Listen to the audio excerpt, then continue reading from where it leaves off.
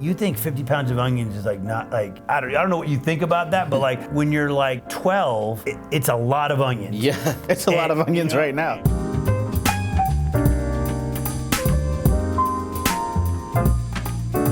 Casey, I always like to start these out with like really deep questions, like hard-hitting stuff. All right, I'm ready for it. All right, I'm gonna do that. Yeah. What was your childhood nickname and why? So I used to love superheroes. Okay. Batman was my one. Yeah. And it's and so I don't know how I ended up calling myself this, and I can't even believe I'm even going to say this, right? But like I would call myself Casey Master Blaster, and to the point where like I would write it on everything. Yeah. And I don't even know how and why I started doing that. But then my sisters would call me that, and we'd be out in the neighborhood. So that was like probably like 7 and 8. That's awesome. And then it kind of transitioned a little bit out, you know, and then other people would then call me Case Dog. Case Dog. You know, Yeah. And that was, you know, I mean, I grew up in here in Sarasota. Okay.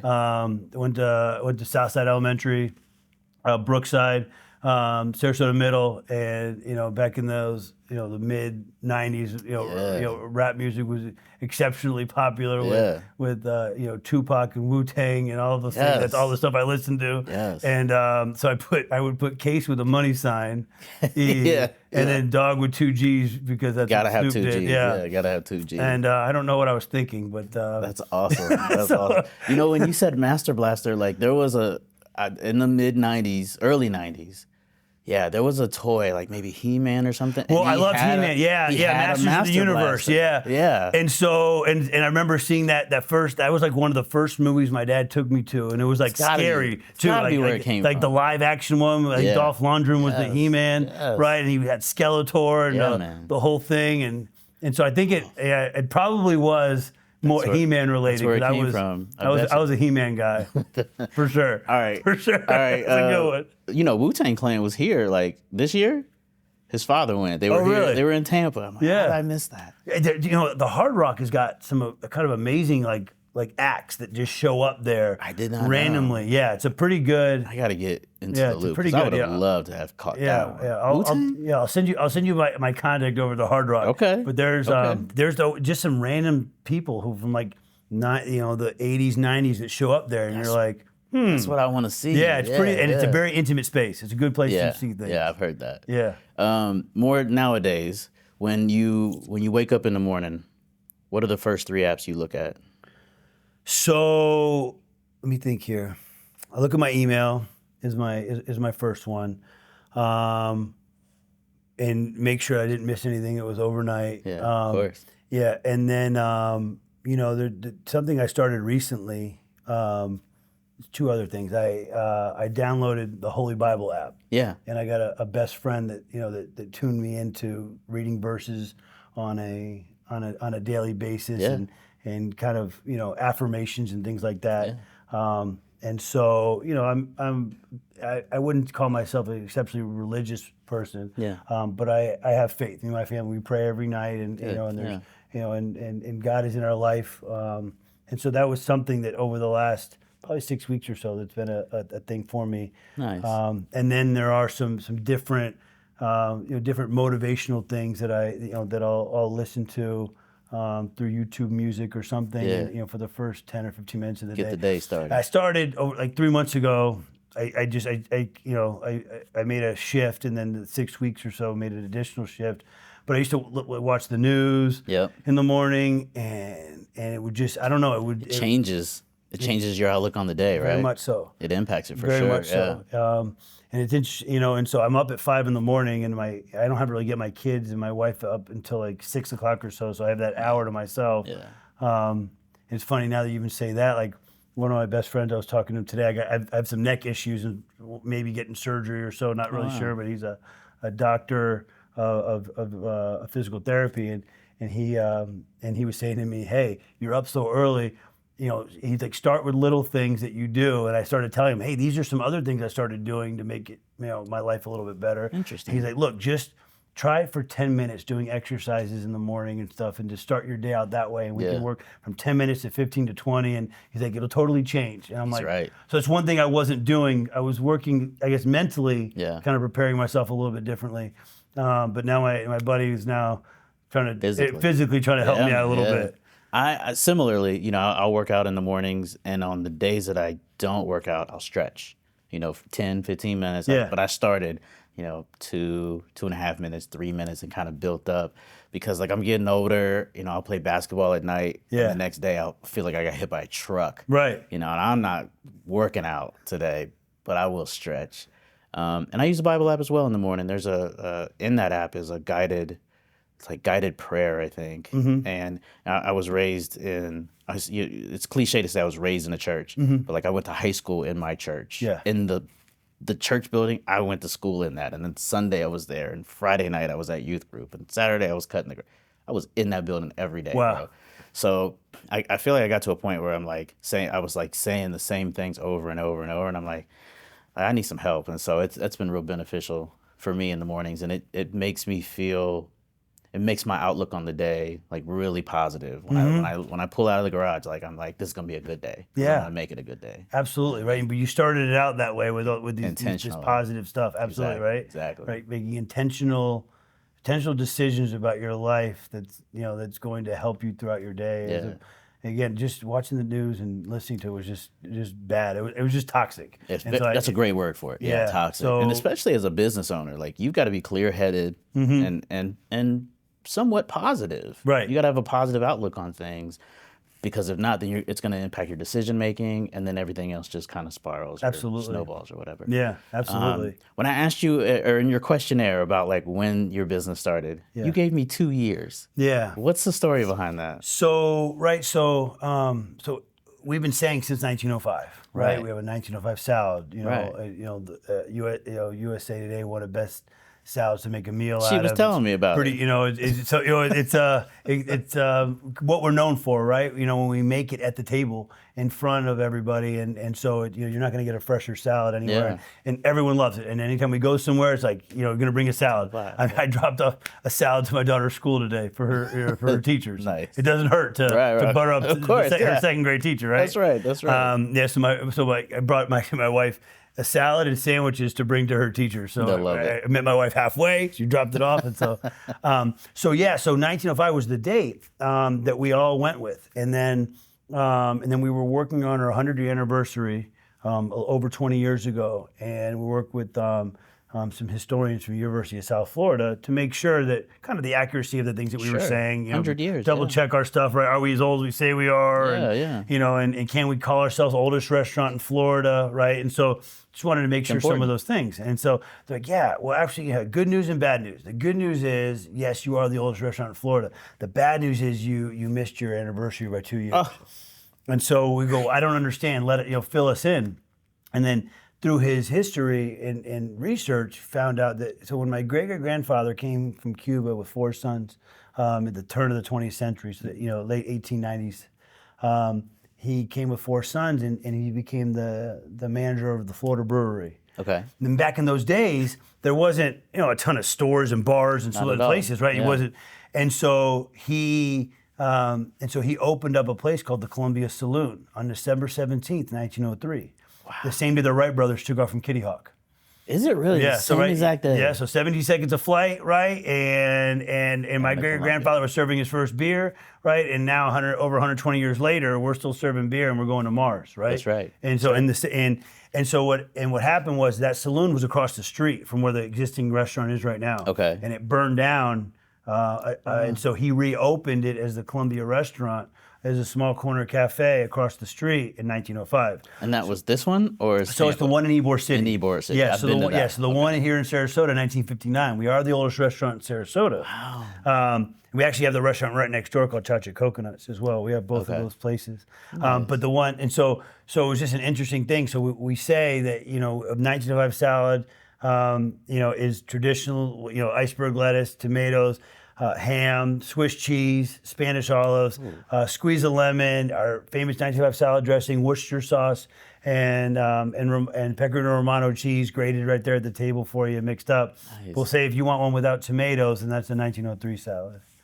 Yeah, that's the difference. Yeah, so That's it's a little bit different, but it was interesting going through the history and learning about all of that. I bet. And knowing that we were actually a little bit older than we say we are. Yeah. You know. So great grandfather. Yeah. Did great grandfather work in the restaurant? He did. And then father worked in the restaurant. Yes, absolutely. So the family part, and so great grandfather started it, 4 sons. They all worked in the business one way or another, his 4 sons. Okay. And ultimately it was my great grandfather that ended up taking over and buying out the rest of his family. And at that time it was just one restaurant. So it wasn't, was, but they all had a hand in working in it, but he's the one that stayed. Nice. And then, typically most family businesses fail in the third generation, right? And so you can get your kid to care, but you can't really get your kid's kid to care, right? And so people ask, how can you make it that long with that many generations, right? We've been through 2 world wars, we've been through Prohibition, we've been through the Great Depression, right? Spanish flu, of course, right? We've been through all of these things, COVID, right? And we could touch on what that was like, but through over 120 years and all these family members, there was a lot of people that that supported what we did and the community that we were in and supported, and we were a fabric in our community, right? Yeah. I mean, for all the cigar workers would come there, and it was the place to be. The Columbia was the place to be, and so now that building in Ybor City is 15 dining rooms, 1,700 seats, and the kitchen's over 6,000 square feet. Is an example of how big something is, and we're still doing things and growing, and we still underperform, and we know that we do. My goodness. But there's nightly flamenco shows, right? Spanish dancing and castanets and that sort of thing. And so when my great grandfather took over, it was, essentially first generation was one guy, and second generation was really one guy, and third generation, my great grandfather had a single daughter, and so she. Ended up going to school at Juilliard, played at Carnegie Hall. She was a concert pianist. Wow. And she met my grandfather in the restaurant. He was in the band, and so he was Casey Gonzmart's band, and so he was a concert violinist. Okay. So she fell in love with the head of the band, and and there were 2 musicians fell in love, and they played music, and it was beautiful, and they had my father, and they continued to travel and play. And then when my grandmother got pregnant with my uncle, it was time for her to come home and nest. Yeah. And then my great grandfather at the time was getting sick, and so she is the daughter, right? And you're talking about the 40s, 50s at that time to be able to take over a restaurant. And my grandfather was kind of thrust into it as well. That's big. And so he didn't know anything about the restaurant business, but he knew about entertainment, and he knew how to bring people in. So. And so, he loved Spanish tile. So my great grandfather came from Cuba, and my grandfather's family came from Spain. Okay. And so my father is my father and uncle are half Spanish, half Cuban. Yes. And so even though we were, we catered to the Spanish and the Cubans and the Italians and the Germans, everyone who came, my grandfather added this extra oomph of Spanishness or Spain into the restaurant. So when you look at the restaurant today, it looks just like just some really rich Spanish guy dropped this huge building down in the middle, right? Yes. There's beautiful arches and beautiful Spanish tile, and my grandfather wanted the building to more look like a place in Spain called the Alhambra. And it's got beautiful arches and ceramic tile on it, and so he commissioned somebody to build that around the restaurant. Commissioned people to measure parts of the front of the restaurant to paint specific landscapes and things in tile. And so when you look at it now, it's like everything just fits beautifully. And you walk inside, and there's beautiful chandeliers and Spanish and other Spanish tiles and sort of things. So my grandfather really, with my grandmother, they added a lot more artistic things into what the restaurant was. And then you have my grandmother, grandfather, they ran the restaurant. My grandfather And then in 1959, my great grandfather and my grandfather, they did the lease in Sarasota and St. Armand Circle, and back then it was not what it is today. Really? Yeah, wow. And so they did that, and then with my grandfather, we expanded to St. Pete, Clearwater. Yeah. And now we're in Celebration, St. Augustine. I didn't know you were in St. Augustine. Wow. Yeah, since 1983. So we've been there 42 years now. Wow. Yeah, and beautiful place right there on St. George Street. Nice. The trolley goes right by. It's a beautiful I may have location. seen it and not realized you didn't realize. Now you will. I will. Yeah. Now you will, because everything in that area is so 2 stories, so low, very historic. On purpose. Yeah, on purpose. Yeah. You can't go higher. You can't go higher. No, you can't go higher. What's just the one building is the college? Flagler. Yep. Flagler's the biggest thing there. Everyone else has got to stay lower. They got to be underneath it. Yeah, absolutely. Yeah. Yeah. So it's and my father, he ended up running the restaurant in Sarasota. So my uncle was in Tampa, and also worked in St. Augustine building that restaurant with my grandfather. My father was in Sarasota. That's why I was born here. Yeah. So I was born at Sarasota Memorial Hospital. Wow. And so my dad actually met my mom. So my father had to move to Sarasota because his parents called him in on the first night of Monday Night Football, and they said, hey, we need you to go down to Sarasota for a few weeks. We got rid of the GM, just go down there and run it. And he stayed for 25 years. And so I don't know if you know about St. Armand Circle. My mom worked at Foxy Lady. So I didn't know. So it's a women's store, right? When you're entering the circle, just past the church on the right-hand side. It's been there for over 50 years, called Foxy Lady. Yeah. So my dad ran the restaurant. She worked at Foxy Lady. They met each other. I didn't know that's what it was called. But yeah. So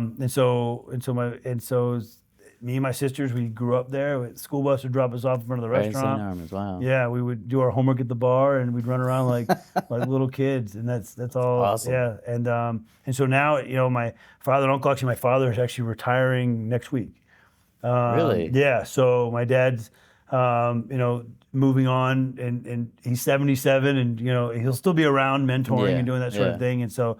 So now it's my uncle, my cousin, and myself, and just carrying on the legacy. So we look forward to moving on from the 4th to the 5th generation. I love it. Okay, so you were telling me, so Dad's getting ready to retire next week. Yeah. And so first of all, how long have you been in the business? So I worked in the restaurant ever since I was 10. Yeah. And so I do little things here and there. Yeah. Work in the office, shred papers. And then my first couple jobs. One, I would work in the liquor room with my dad, and I remember he gave me a P-touch to alphabetically organize everything. So it was like such a cool thing to type in all these names. And I didn't know anything about anything, and so there's all these vodkas with these Absolute this and that, and you don't know citron, papar, apple. I'm like this. I don't even know what these things taste like, but this, and so organizing the liquor room, and then one summer when I was 12, my dad gave me a notepad, and he said, "Hey, this the main guy who makes all of our soups and sauces, he's passed away, and we got this young guy named Miguel, and I just want you to work with him this summer, but write down everything he does, write down everything he makes." I was like, okay. So he gave me a yellow notepad, and all summer long, I'm writing down how much of everything this guy's putting in. Yeah. And I'm chopping vegetables and doing stuff with fish heads, and it was you think 50 pounds of onions is not I don't know what you think about that, but when you're 12. It's a lot of onions. Yeah, it's a lot of onions right now. And it's and you're chopping and you think, and you're crying because your eyes burn and I don't even know why. They tell you the trick of don't breathe through your nose, and so that starts to work. And then you learn, and then you're like, cool, I'm done. And then they're like, mas. There's more onions, right? And there's more peppers, right? And there's more mushrooms and potatoes and all this stuff. And so so doing that as a kid, all I ever did was just that sort of thing. So I have a great appreciation for the work that goes into it. But all summer long, I'm writing stuff down. I'm like, okay, 5 HF of salt and 7 S of pepper. And he's like, well, what's HF? I'm like, all right, handfuls. He's like, what do you mean? I'm like, he just does handfuls. He's like, what's this? It's spoon. Because he knows. Yeah. He's like, but what spoon? I'm like, I don't know. I've never used. It's a big spoon. I don't know. That's how much he did of it. I'm 12, dude. Yeah, like I don't know anything, right? Plus my Espanol is not so bueno. Poquito, yeah. Yeah. So he and his English wasn't any good. My Spanish wasn't any good. So he and I had to figure out how to work out together. So all summer I just wrote everything down, and that was kind of like the start of getting a lot of things down on paper. And so it was just a fun activity for me. And that's all I ever did. Every Christmas and summer vacation, I just worked in the kitchen. In the restaurant. And so I went to school in Tampa, a place called Jesuit, all boys Catholic school. That wasn't what I was supposed to do though. I grew up in Sarasota, so how did I end up in Tampa, right? Parents divorced. Well, my mom ended up getting sick when I was in 8th grade. And she drove herself to the hospital, said she'll be fine. And my sister picked us up early from school, visited mom. She was go see her dad this weekend, I'll be okay. And that night she slipped into a coma, and that was it, man. And That's terrible, she, unfortunately my mom struggled with alcoholism. And so it was her time. And so that caused me to then have to move to Tampa. My sister graduated from Sarasota. She's a Riverwalk Ram. Okay. And so that was my path, but after 8th grade, and my dad, he said, hey, you're going to go, I guess you're going to live with me, and you're going to go to this school.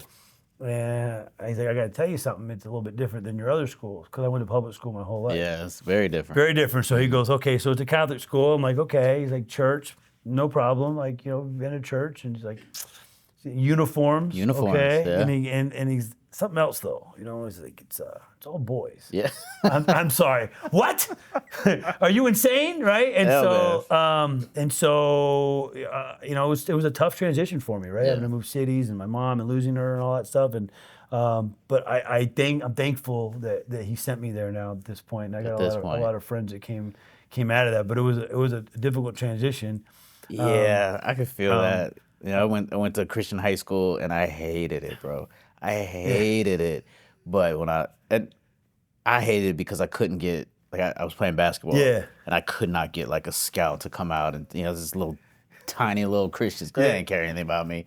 And truthfully, I wasn't playing the competition that Jesuit was probably playing either, right? So I couldn't get a scout out there and I hated it. But now looking back on it, but you didn't appreciate it till maybe you were 30-something. Maybe I took me even in my 20s. 30. I was like, no, this is still not an important. I didn't even go back. They did a 10-year reunion. I was class of 2000, and I didn't even go back. I hate that place. Yeah. And now I'm like, man, I'm so grateful for it. Right. It's amazing how the time goes by and you shift. Right. Even working in a kitchen as a kid in the summers, I didn't think it was as awesome as I do right now. Right. All my friends were playing, right, and I'm chopping vegetables. You know what I mean? So then why because I'm sure you had the decision. You weren't forced to work in a restaurant as an adult. Correct. Why did you decide?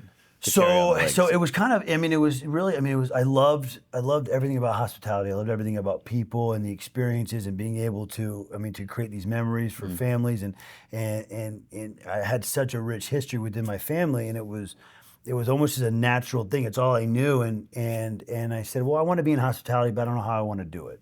Right. Gotcha. And so I went to FSU, they have an amazing hospitality school. They do. Right. I went there, go Knowles. And when I got out, I made a decision hey, I don't want to work for my family. Okay. Now there was no offer that was made to me either, but I said I need to learn how other people do things. I need to be out there understanding. Yeah. And so for me, actually, I took a small hiatus. So I stayed in Florida State for almost 8 months longer. Okay. And me and three, I came home and I didn't have a job yet after graduating. I had a couple things out there, but I didn't have anything yet. And then my best friend calls me and he's like, hey man, he's like, come back. I'm like, my car's still packed. I'm like, what do you mean? He's like, come back. We all got jobs in the mall at Hollister, Abercrombie and Abercrombie Kids. We're all managers. We're all managers. Yeah. I was like, really? He's like, yeah. Immediately. He's like, you just need a college degree, and I was like, you know what? I don't want to be home. There's an opportunity, and I'm blessed for that opportunity because it was. I loved my college experience, and this was like a stepping stone to like maybe not the most adult job. Sure. Right, but like you were in charge of inventory, you were in charge of schedules, you were in charge of the bank, right, dropping all the money, right, you were in charge of opening and closing, and I mean all of the things that I had to do that I didn't necessarily have those responsibilities when I was in school. So it was a beautiful transition. And then after 8 months, like, gotta go. I can't be in this town anymore. And I interviewed with a company called Levy Restaurants. Yeah, so get out of here. Okay. You know, all the sports, food and sports entertainment, based out of Chicago. Okay. And so I interviewed with them. I told them I love Tampa. I'd love to be in Tampa because I don't want to be too far away from my family. You know, my business. Right. But at the same time, I needed to do some things on my own. Maybe not too close, but also not too far Absolutely. away. Yeah. So I worked for this company, Levy Restaurants, for about 5 years. Food and beverage, Raymond James Stadium, concessions, suites, catering, sales, everything that you could do food-wise in a stadium. But the best part about this job is that because when football was 6 months out of the year, you were in Tampa. The other 6 months, they sent you out because they have properties all over the country and all over the world. Okay. So what would happen is that they go, hey, you know, we have the NBA Finals in Miami, right? LeBron was there and all that, and so we need you to go to Miami. Hey, you know, to go take care of this. We need you to go to North Carolina because we're doing a PGA Golf Championship. We need you to go work in Las Vegas for NASCAR for Red Bull. We need to send you to Sonoma. We need to send you to Mexico to go open a soccer stadium. This sounds like the best job ever. And so so at 22 to 27, 23 to 27, 28, like I wasn't married. I didn't have a serious girlfriend. I didn't have any of that stuff. So I'm just traveling around and like, and you're working 18 hours a day, like, but I didn't care. It was the experience. So like I'm working these properties. I mean, I opened an Amalie Arena where the Amway Center where the Orlando Magic play. Yeah. And so it was a brand new place, and I've been creating all the documents for training and bringing people in and hiring, and so like it was just such an incredible thing because they'd have all these big venues. Kentucky Derby, all this stuff that didn't exist, and they'd have one big thing for a week or 3 days. So they'd bring in all these tractor trailers, all these people, like millions of people come onto these things for this one event, and it was like you had to like make it work, right? And you just had to figure it out. That type of experience. Yeah, so it was just an incredible. I didn't know that would be a thing. No.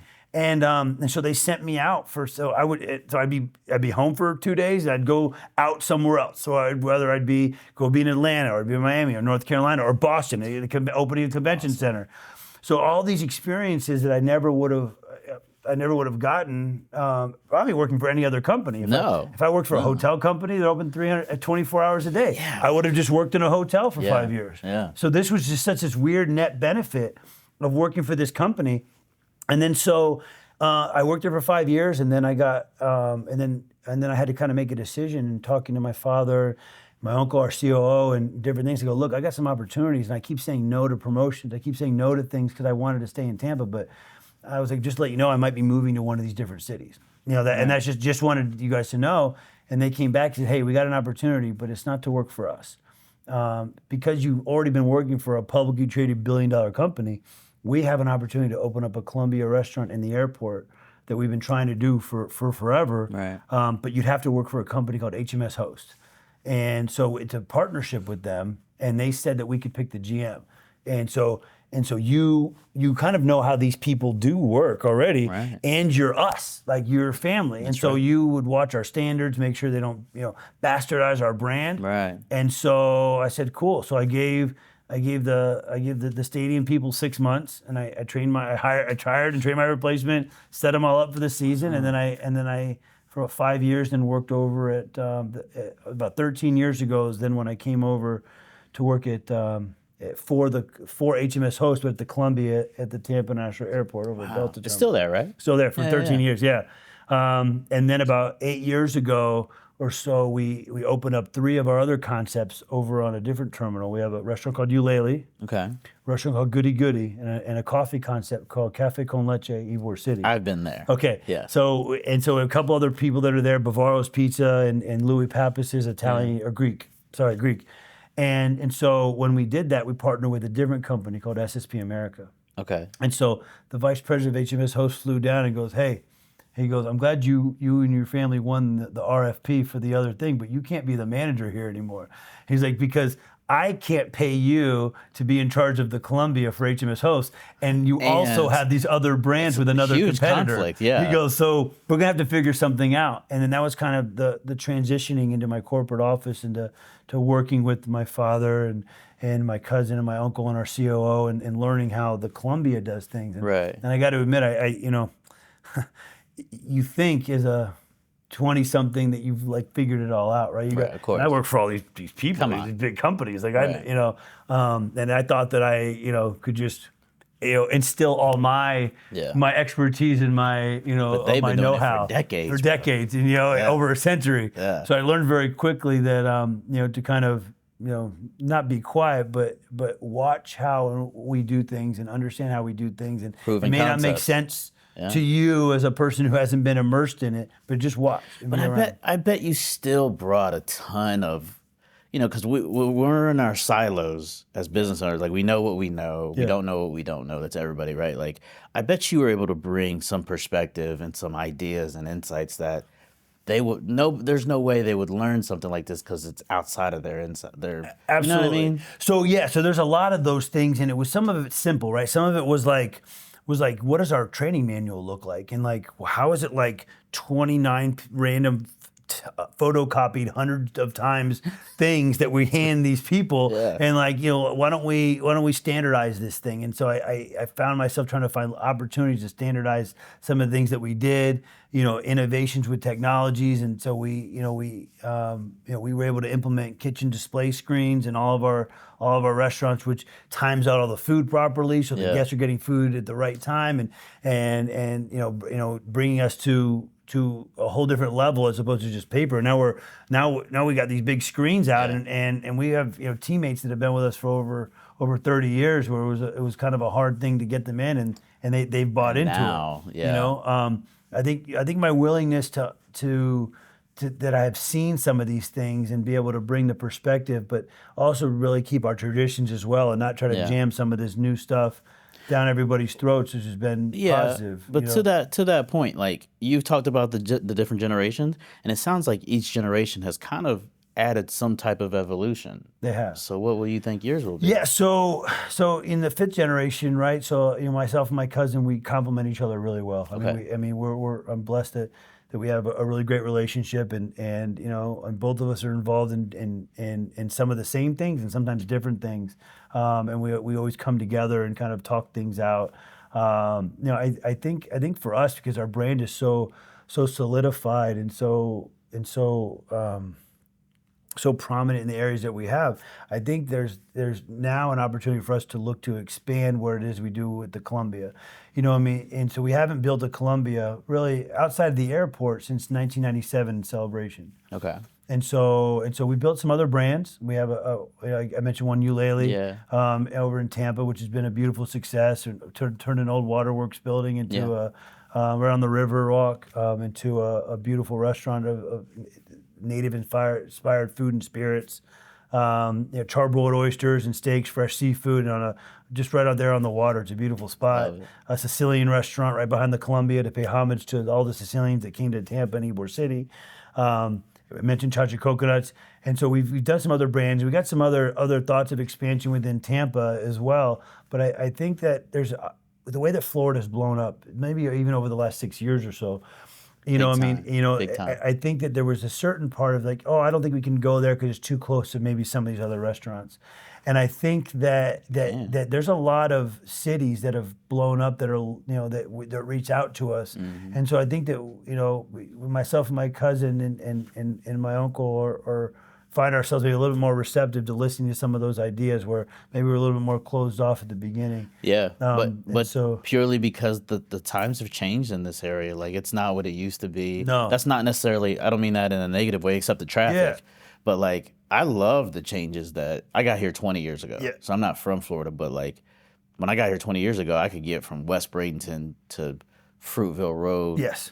I-75 in 20 minutes, right? Maybe 25. Mm-hmm. Now it's an hour. Yeah, you know what I mean. So it's a lot of traffic, but there's so much to do. There's in there's between so those much, and I places. think even there. I mean, even we're in Santa Barbara Circle. I think Lakewood Ranch is an opportunity, and so we've talked to some of the big developers over there for opportunities, and they're showing us things, and so there's an openness to us to look at that, and we're looking at some of the things we do. I mean, right now we're revamping our website, for our online retail. Nice. Nice. And I met a young man.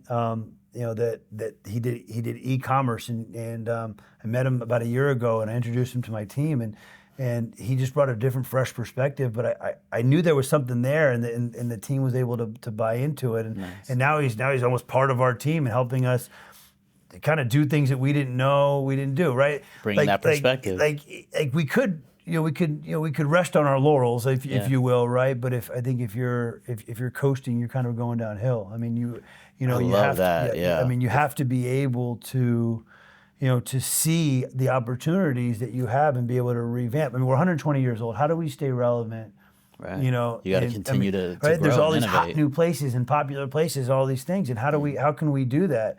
Right. And we struggle like anybody else to try to do it. But what we try to do is to serve great food at a great price and a great atmosphere, and create memories for families for generations. And that's thankfully, we're involved in all of our communities right now. The month of September, we give back to all the local charities. So we 5% of everybody's check this month goes to whichever charity they decide. So in guests. So right. So in 9 restaurants, we give you a little ballot, and you fill out which charity means something to you. And if there's one that we pick that one that means something to you, you handwrite them in. And so last year we donated over $440,000, and over the 28 years we've been doing it, it's over $4.4 million. And that's just in September. So we're involved in charities in all of our communities everywhere, but we really believe as a family and as a business, we couldn't be around as long as we have been, right? Unless the communities around us. I say this all the time. Like, if you're a business owner that's having success, it's because the community around you is supporting you. It is in some facets. Absolutely. And so it's your duty to give back to the community. It absolutely is. Yeah, man. Absolutely is. And every person in my family believes in that. And I love it. And we're all in. I mean, my cousin and I talk all the time that. We were talking even this morning that somebody needed this and someone needed that, someone needed this, and we got to a point where we had to get a system where we could actually make sure that we're actually giving appropriately. We were just finding ourselves let's do that, let's do this, but is it making it is not the juice worth the squeeze, but is it enough? Are we doing enough for certain charities or not enough for others? And so we've started to work on a mechanism at which we can kind of talk about those things on a monthly basis. That's really cool. And we have an employee relief fund that we, GMs and managers will reach out to us that this person's going through this, person's going through that, and so we try to take care of our teammates. Because everybody, they're humans and they're going through stuff. And they are. Unless we make it a point to say, hey, we're here for you. We care about what you're going through. Absolutely. They're not going to feel like they can open up about it, and then they're just going to deal with it. Right. That's a big deal for them, but it will impact the business. It absolutely will. So it's not just how's it going to impact the bottom line, but it's going to affect their life as well. Both sides. And as you have a business, you have to take care of your people. And you brought up COVID, right? That was devastating. Devastating. Man. And what did we do, right? We made the decision as a family that we were going to pay our teammates 40 hours a week and take care of their health care for as long as we needed to. And we did that. And we also made over 6,000 meals a week in our kitchen in Ybor City, and we would take them to all the restaurants to help them feed their families. Wow. And so we did that for 2 months. And then, so when we closed in the middle of March and were able to open up in the middle of May, what did we do? We have a app called Hot Schedules. Okay. And so we sent everyone their schedules, and the people that needed to show up showed up. Right. And we lost some folks who they decided to retire or move on or do certain things, but the nucleus of our team stayed. And we were nothing without our teammates. Yeah. We really aren't. And a lot of them are like family to us. They've been around for so long. Yeah, I'm 42 now. A lot of them have known me since I was 10 and 12 Well, cutting those vegetables. cutting onions. You know, I mean, there was a guy, Jesus, one of our sous chefs in Ybor City. He known me since I was that young, and and I saw him this morning. And every time I see him, awesome. It's just an amazing thing. That's really cool, man. You know, and to walk around the restaurant, I'm blessed every day.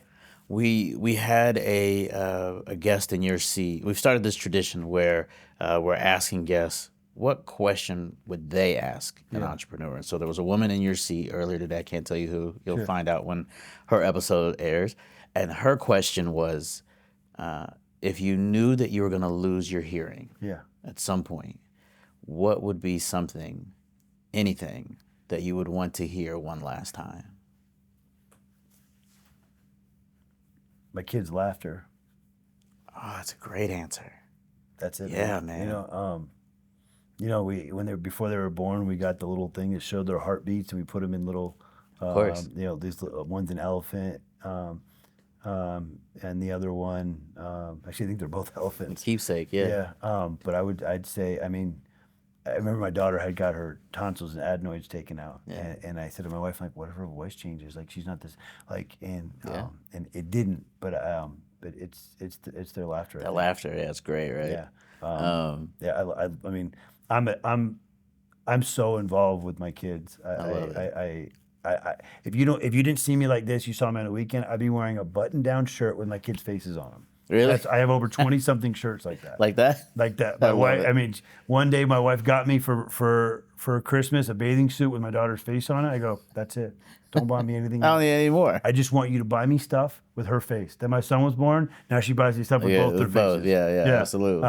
And that's I gotta go with the kids' laughter. That's cool, man. That's a great answer. I'll let her know. Casey, this has been so much fun, man. Me too. Thank you so much. It's a pleasure to meet you. Absolutely, anytime. You got it.